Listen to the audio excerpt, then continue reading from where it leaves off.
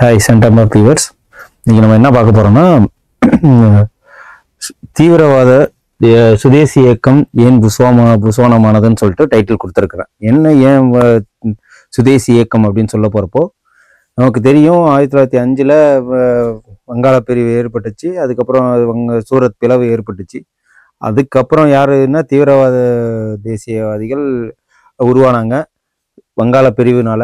அந்த வங்காள பிரிவு தீவிரவாத தேசிய உருவானதுனால அவங்க என்னத்தை முன் வச்சாங்கன்னா சுதேசி இயக்கம்னு ஒன்று முன் வச்சாங்க. இந்த சுதேசி இயக்கங்கிறது மெயின் ரீசன் என்ன அப்படின்னா, அந்நிய பொருள்களை நம்ம யூஸ் பண்ணக்கூடாது, அதுதான் மெயின் ரீசனு. இந்திய பொருளே நம்ம யூஸ் பண்ணணும், வெளியில இருந்து எதுவுமே இது பண்ணக்கூடாது. அதுக்காக தான் வ.உ.சி. சிதம்பரனார் கப்பல் கம்பெனி ஆரம்பிச்சு கலியா அப்படின்னு சொல்லிட்டு ஒரு கப்பல் 2 கப்பல் அவர் செலுத்தினாரு. அதுக்கு அதை மாதிரி வணிகர்கள் சொந்தமாக பொருள் தயாரிக்க ஆரம்பித்தாங்க. அப்புறம் இந்தியாவோட வணிகர்கள் எல்லாருமே என்ன பண்ணாங்க, அவங்கவுங்க பொருள்களை தயாரித்து நிறையா பொருட்களை, பருத்தி ஆடைகளாக இருக்கட்டும், நூல் பாலைகளாக இருக்கட்டும், மில் ஓனராக இருக்கட்டும், ஸ்கூல் எஜுகேஷனாக இருக்கட்டும், இது எப்படிங்கிற ஒவ்வொரு விஷயத்தையுமே இந்தியர்களே ஆரம்பிச்சிட்டாங்க. அந்த இதுதான் சுதேசி இயக்கம்னு சொல்லுவாங்க. சுதேசி இயக்கம்ங்கிறதுக்கு மெயின் ரீசன் அதான், இந்தியாவில் உள்ள பொருளை தயாரித்து இந்தியா பொருளை யூஸ் பண்ணி இந்தியர்களே அதை யூஸ் பண்ணுங்கிறது தான். அதாவது அபாலிஷன் ஆஃப் ஃபாரின் குட்ஸ்.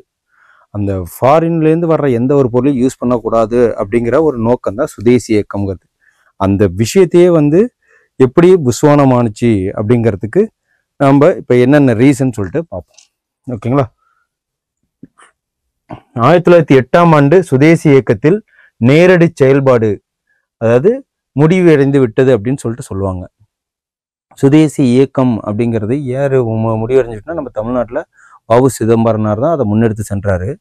அப்படிங்கிறப்போ அது ஏன் மறைமுக புரட்சித்தன்மையிலிருந்து மாறுபட்டு முடிவடைஞ்சே விடுச்சு. 1908 அந்த விஷயமே முடிவடைஞ்சிட்டு 1908 அது முடிவடைந்து விட்டதுன்னா செயலிழந்து விட்டது. சுதேசி இயக்கங்கிற எண்ணமே மக்கள் கைவிட்டுட்டாங்க. அதை வழிநடத்தியவர்களும் கைவிட்டுட்டு அவங்களோட வேலையை பார்க்க ஆரம்பிச்சிட்டாங்க. அதுக்கு என்னென்ன காரணம் அப்படின்னு சொல்லிட்டு பல காரணங்கள் இருக்கு. அதுல முக்கியமான சில காரணங்களை நம்ம பார்க்குவோம். இதற்கு பல காரணங்கள் உண்டு. அரசின் அடக்குமுறை மிக கடுமையாக இருந்தது. அந்த சுதேசி இயக்கம் அப்படிங்கிறதுக்கு அரசர்களோட மெயின் வேலையே என்னன்னா, வெளிநாட்டிலேருந்து நம்ம ரா மெட்டீரியல்ஸை எடுத்துட்டு போயிட்டு வெளிநாட்டிலேருந்து பொருளை தயாரித்து இங்கே சந்தைப்படுத்தினாங்க. அதுக்கப்புறம் இங்கே ஆங்கிலேயர்கள் தன்னோட அரசாங்கத்தை நியமிச்சு இங்கே வரி வசூல் செஞ்சு இங்கே ஆட்சி பண்ண ஆரம்பித்தாங்க. அப்படிங்கிறப்போ அவங்களுக்கு எக்ஸ்போர்ட்ஸ் அண்ட் இம்போர்ட்ஸு, டேக்ஸு, வரி எல்லாமே தடைபட்டு போயிடுச்சுன்னா சுதேசி இயக்கம் நல்லா வளர ஆரம்பிச்சிட்டு. எதனால அப்படின்னா, தீவிரவாதிகள், அதாவது இங்கே தமிழ்நாட்டில் வ.உ.சிங்கிற மாதிரி அங்கே பாலகங்க திலகர், அப்புறம் பால்னு சொல்லுவாங்க இல்லைங்களா, அவங்கெல்லாம் என்ன பண்ணாங்க, ரொம்ப தீவிரமான பிரச்சாரம் ஏற்படுத்தினதும் பத்திரிகைகளோட வளர்ச்சினாலையும் சுதேசி இயக்கம் நல்ல எல்லா அடித்தட்டு மக்களுக்கும் கிராமப்புற மக்களுக்கும் போய் சென்றடைஞ்சது.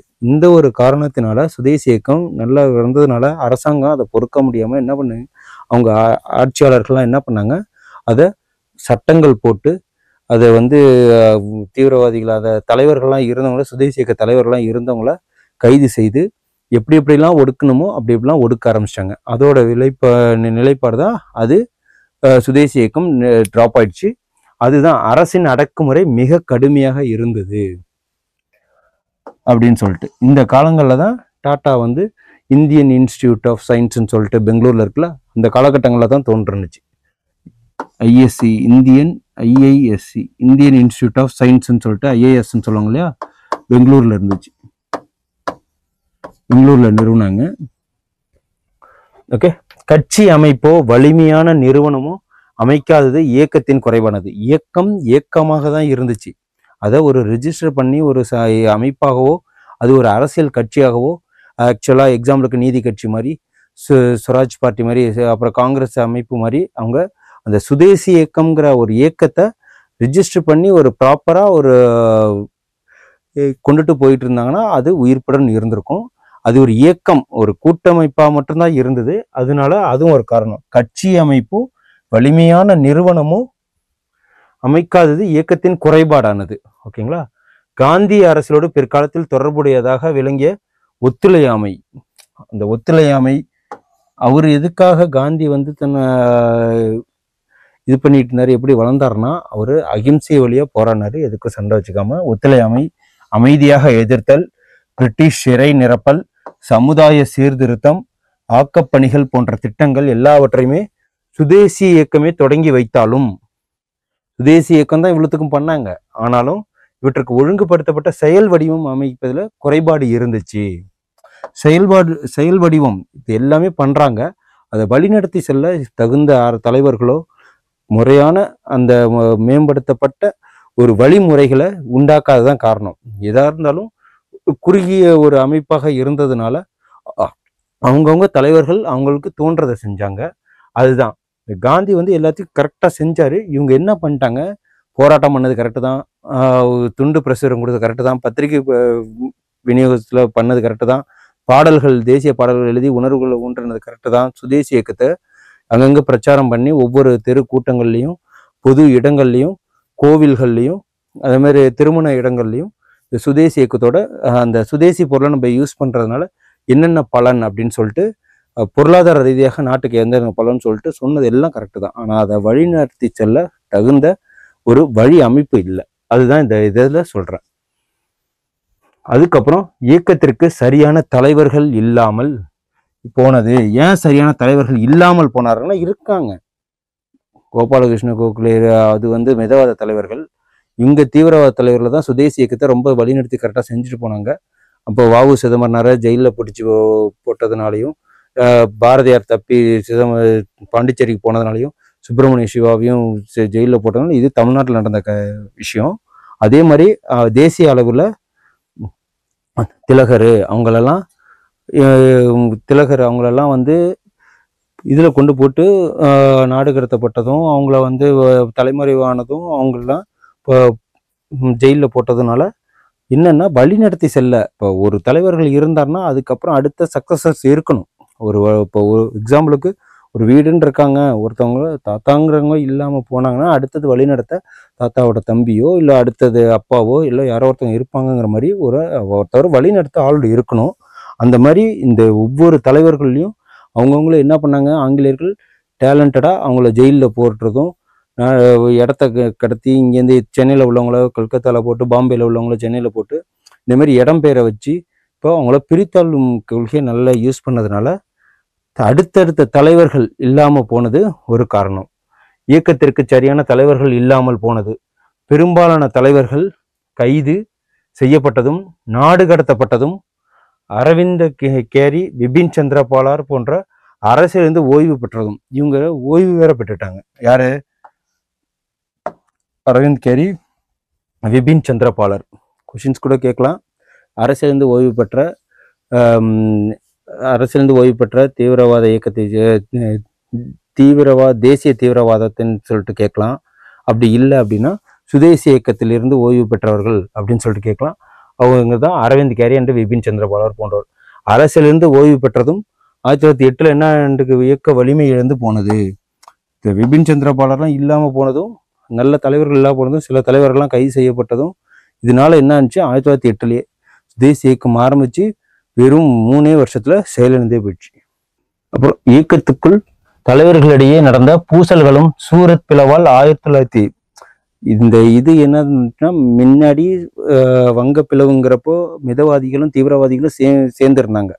அது 1905. 1907 சூரத் மாநாடு நடந்தது. அந்த சூரத் மாநாட்டுல பிரச்சனைகள் வந்து மிதவாதிகளும் தீவிரவாதிகளும் பிரிஞ்சு போனது காரணமாக நல்ல தலைவர்கள்லாம் மிதவாதிகள்லாம் ஒதுங்கினதுனாலையும், தீவிரவாதத்தின சில தலைவர்கள் ஒதுங்கினதுனாலையும் அவங்க ஈஸியா அந்த சுதேசி இயக்கத்தை வலிமையிழக்க செஞ்சது ஆங்கிலேயர்களுக்கு ஒரு ஈஸியான வழியா போயிடுச்சு. அதை தான் இப்ப சொல்றோம். இயக்கத்துக்குள் தலைவர்களிடையே நடந்த பூசல்களும் சூரத் பிளவால் 1907 அது பெரிதாக்கப்பட்டதும் இயக்கத்துக்கு மிகுந்த தீங்கை ஏற்படுத்தியது. இயக்கம் மக்களை தட்டி எழுப்பிய போதும் அதனால் ஏற்பட்ட புதிய மக்கள் சக்தியை எப்படி பயன்படுத்துவது என்று இயக்கத்தினருக்கு தெரியவில்லை. மக்களின் வெறுப்புக்கு புதிய வடிவங்கள் கொடுக்கவும் இயக்கத்தால் முடியவில்லை. இதுதான் உண்மையான காரணமும் கூட. ஓகேங்களா? இந்த காரணங்கள்னாலதான் என்ன பண்ணாங்க, இந்த தீவிரவாதிகள் அந்த அது வஉசி சிதம்பரனார் பாரதியார் போன்றவர்கள்லாம் பாடல்கள் எழுதி இப்போ சொற்பொழிவாற்றி இந்த திலகர் அவங்கெல்லாம் என்ன பண்ணாங்கன்னா இந்த மாதிரி விஷயங்களை ஃபர்ஸ்ட் மிதவாதிகள் என்ன பண்ணாங்கன்னா சுதந்திர தாகத்தை அவங்க மனுவா எழுதி கொடுத்தும் அரசிடமிருந்து உதவிகளை பெற்று அதை மக்களை கொடுக்கணும், ஒரு அரசுல பிரதிநிதியா இருக்கணும் தான் நினைச்சாங்க. தீவிரவாத இயக்கத்தை சேர்ந்தவங்க, அதாவது தீவிர தேசியவாதிகள்னு சொல்லுவாங்க இவங்க என்ன பண்ணுவாங்கன்னா பொது இடங்கள்ல ஆங்கிலேயர்களை பத்தி பேசுறதும், அவங்க பொருளாதார சுரண்டலை பத்தி பேசுறதும், ஆங்கிலேயர்களோட அதிகாரிகளோட லஞ்சத்தை பத்தி பேசுறதும், இந்த மாதிரி விஷயங்களை எடுத்து சொல்ல சொல்ல பத்திரிகையின் வாயிலாகவும் கூட்டங்கள் போடுறது மூலயமாகவும் திருமண விஷயங்கள் போடுறதுனாலையும் அவங்களுக்கு எப்படி நடந்துச்சுன்னா எளிய மக்களுக்கு ஈஸியா சுதந்திரத்தோட இம்பார்ட்டன்ஸ் தெரிய ஆரம்பிச்சுது. ஸோ இவங்க ஏகப்பட்ட விஷயங்கள் செஞ்சிருந்தாலும் ஆக்கமான செயல்கள் செஞ்சிருந்தாலும் அதை வழி நடத்துறதுக்கு கரெக்டாக காந்தி மாதிரி ப்ராப்பராக செக்யூர்டாக ஒரு விஷயமா கொண்டு போக தெரியாமல் அடித்தோம் துவைச்சோன்னு சொல்லிட்டு அப்படி கொண்டு போனதுனால தான் சீக்கிரம் அழிவுக்கும் உண்டானாங்க. ஓகேங்களா? அதை தான் இங்கே சொல்ல வரோம். இயக்கம் மக்களை தட்டி எழுப்பிய போதும் அதனால் ஏற்பட்ட புதிய மக்கள் சக்தியை எப்படி பயன்படுத்துவது என்று இயக்கத்தினருக்கு தெரியவில்லை. மக்களின் வெறுப்புக்கு புதிய வடிவங்கள் கொடுக்கும் இயக்கத்தால் முடியவில்லை. மக்களுக்கு எப்படி அவங்களுக்கு போய் சேர்றது அப்படின்னு சொல்லிட்டு அவங்களுக்கு வழிநடத்துறது எப்படின்னு தெரியல. ஏன்னா அப்போதைக்கு படிக்காத நிறைய மக்கள் இருக்காங்கிறப்போ அவங்களுக்கு வழிநடத்த கரெக்டாக தெரிஞ்சாதான் ஒரு போராட்டங்களை கரெக்டான பாதைக்கு எடுத்து செல்ல முடியும். ஓகேங்களா? இயக்கம் உயர்தர மற்றும் நடுத்தர மக்கள், ஜமீன்தார்கள் ஆகியோர் மட்டத்திலேயே அதிகம் பரவியதன்றி பாமரர்களிடையே, குறிப்பாக விவசாயிகளிடையே பரவுவதில் தோல்வியை அடைந்தது. மிதவாதிகளோட இது என்னன்னா வணிகர்களோட நின்றுடுச்சு. ஸோ இவங்களுக்கு என்னன்னா அடுத்த கட்ட லெவலுக்கான ஒரு படித்த நடுத்தர மக்கள், அதுக்கப்புறம் மாகாணங்கள் அப்படிங்கிற இதில் கிராமங்கள் வரை செல்லாமல் மாகாணத்தில், அதாவது சிட்டி டவுன் அந்த மாதிரி இடத்துல மட்டுமே இருக்கிறது அப்படிங்கிற ஒரு ஜமீன்தார்கள், நிலச்சுவார்ந்தார்கள் அப்படிங்கிற ஒரு குறிப்பிட்ட ஒரு சொற்ப கூட்டத்தின்படியே இருந்ததுனால ரொம்ப கிராஸ் ரூட் லெவல்னு சொல்லுவாங்க இல்லைங்களா? காந்தி என்ன பண்ணாருன்னா அவரோட ஃபர்ஸ்ட் போராட்டமே சம்பரான் இயக்கமாக இருக்கட்டும், கேதா இயக்கமாக இருக்கட்டும், லேபர் பார்ட்டி இயக்கமாக இருக்கட்டும், எந்த ஒரு சத்தியாகிரகமாக இருக்கட்டும், வீதியில் இறங்கி மக்களோட மக்களாக அவர் தொழிலாளர்களோட தொழிலாக பண்ணதுனால தான் அவருக்கு அவ்வளோ ஒரு மாசு ரெவல்யூஷன்ஸ் நடந்தது, அவருக்கு அவ்வளவு பக்கபலம் கிடைச்சிது. அந்த மாதிரி இது இல்லாமல் இவங்க ஜஸ்ட் கொஞ்சம் பேரை மட்டும் ஃபோக்கஸ் பண்ணதுனால அதுவும் ஒரு காரணம். அதனால ஈஸியாக ஒடுக்க முடிஞ்சுது. ஒத்துழையாமையும் அமைதியாக எதிர்ப்பதும் வெறும் திட்டங்களாகவே இருந்தன. இவங்க என்னன்னா பேருக்கு தான் அந்நிய பொருளை யூஸ் பண்ணக்கூடாது அப்படின்னு சொல்லிட்டு வாயால் சொல்றதும் இல்லாமல் அவங்க இப்போ கலவரத்தில் ஈடுபட ஆரம்பிச்சிட்டாங்க. அதாவது பார்லிமெண்ட் அடிச்சு நொறுக்கிறது, அப்புறம் துணிகளை போட்டு எரிக்கிறது, ஃபாரின் துணிகளை அயலார் துணிகளை போட்டு பொது இடங்களில் எரிக்கிறது, அவங்களோட இப்போ உடைமைகளை அரசாங்க உடைமைகளை சேதப்படுத்துவது அப்படிங்கிற மாதிரி ஆங்கிலேய அதிகாரிகளை பார்க்குற இடங்கள்ல சுடுறது அப்படின்னு சொல்லிட்டு சில சோசியல் எவில்ஸ்ன்னு சொல்லுவாங்க. அந்த தீண்டத்தகாத வேலைகள்லாம் செய்யறதுனால ரொம்ப கோபம் அடைஞ்சு ஆங்கிலேயர்கள் என்ன பண்ணாங்க, தீவிரமாக அந்த அதிகாரிகள்லாம் என்ன பண்ணாங்க, அவங்கள ஒடுக்கணும்னு சொல்லிட்டு பிளான் பண்ணி அவங்கள சுதேசி இயக்கத்தை முடிச்சு விட்டாங்க. பொதுமக்கள் தழுவிய இயக்கத்தை வலிமையாக பல காலம் கட்டி காப்பதும் மிக கடினமான செயல் அப்படிங்கிறதுக்கு ஒரு எடுத்துக்காட்டு தான். இதை கொண்டுட்டு போகணுங்கிறது மிகப்பெரிய கடினமான செயல். பொதுமக்களை வழிநடத்தி போறதும் ஒரு இயக்கம் அவங்கள உயிர்ப்புடன் வச்சுக்கிறதும், அவங்கள எந்த அளவுக்கு நம்ம ஒரு வார்த்தைகளால் அவங்கள உயிர்ப்போடு இருக்க வச்சு ஒரு சுதந்திர வேட்கை கொண்டு போகணுங்கிறது ஒரு மிக கடினமான செயல் தான். அதை இவங்க கொண்டு செல்ல தவறிட்டாங்க. அதை புரிந்தவங்க செஞ்சாங்க, அது சொற்பமான பேரு. பொதுமக்கள் அப்போ அந்த காலங்களில் படிப்பறிவு கம்மியாக இருக்கும், பொது விஷயங்களில் கம்மியாக இருக்கும், பெண்கள் ஈடுபாடு கம்மியாக இருக்கும், படித்த மாணவர்கள் கம்மி. அப்படிங்கிறப்போ ஒவ்வொரு விஷயங்கள்ல ரேஷியோன்னு எடுத்து பார்த்தீங்கன்னா கம்மியாக இருக்கிறப்போ இருக்கிற ஆட்கள் சிந்தனைகளோட இருக்காங்களா, அதை அந்த இயக்கம் எதுக்கு ஆரம்பிச்சுது, எதுக்காக நம்ம கொண்டுட்டு போனோம் அப்படிங்கிற புரிதல் உள்ளவங்க கொஞ்சம் பேர் தான். அவங்க அதை எடுத்து சொல்லாம அதை பறந்து வரப்பட்ட மக்களிடம் விவரித்து சொல்லாம ஒரு குறுகிய எண்ணத்தோட ஒரு குறுகிய பாதையில பயணம் செஞ்சதுனால அவங்களால சுதேசி இயக்கத்தை பல வருடங்கள் இந்திய நேஷனல் காங்கிரஸ், அதாவது தேசிய காங்கிரஸ் சொல்லுவாங்களா, அவங்க 1985 ஆரம்பிச்சு 1947 வந்து முடிச்ச வரைக்கும் எப்படி அந்த அவ்வளோ நாட்கள் கொண்டு சென்ற மாதிரி இவங்களால கொண்டு செல்லாமல் போனதுக்கு ஆங்கிலேயரோட புத்தி கூர்மையும் வருது. நிறைய சட்டங்கள் போட்டும் அந்த மாதிரி ஒடுக்குனாங்க. இவங்களும் ஒழுங்கான தலைவர்கள் இல்லாதனாலையும் ஒரு காரணம். அப்படிங்கிறப்போ இதெல்லாம் ஒரு ரீசனா சுதேசி இயக்கம் செயலிழந்து போனதுக்கு ஒரு முக்கிய காரணம். அதை தான் நான் இங்கே எடுத்திருக்கேன். எத்தனை இது இருக்குன்னு பார்த்தீங்கன்னா, இத்தனை காரணங்கள் தான் இருக்கு. இது அரசின் அடக்குமுறை ஒரு காரணம். அரசின் அடக்குமுறை கடுமையாக இருந்துச்சு.